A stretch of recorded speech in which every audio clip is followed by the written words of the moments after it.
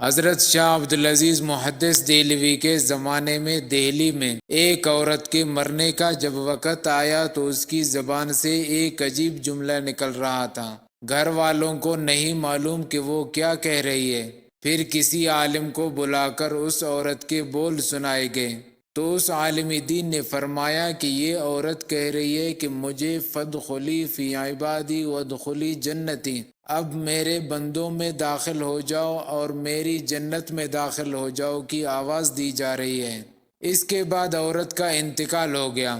دفن کے بعد جب گھر والوں سے تحقیق کی گئی تو بتایا گیا کہ وہ نہ نماز پڑھتی اور نہ تلاوت وغیرہ کرتی تھی، البتہ جب بھی اذان ہوتی تو گھر والوں کو زبردستی خاموش کرتی تھی، اور اذان کے معاملے میں اس کا یہ ہمیشہ کا معمول تھا کہ ڈانٹ ڈانٹ کر خاموش کیا کرتی تھی۔ اس عالم ربانی نے کہا کہ بس یہ اذان کے دل سے احترام کا صلہ ہے کہ مرنے سے پہلے اسے جنت کی بشارت مل گئی۔ اذان دین اسلام کا ایک شعار ہے اور پوری انسانیت کے لیے فائدہ مند ہے۔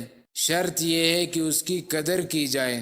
اس کی سچی قدردانی یہی ہے کہ اذان کی حقیقتوں کو دل سے تسلیم کر کے صحیح زندگی گزارنے کا عزم کریں، اور ایسے طریقے سے جو انسانیت اور مقصد پیدائش سے دور ہو اس سے نکل آئے۔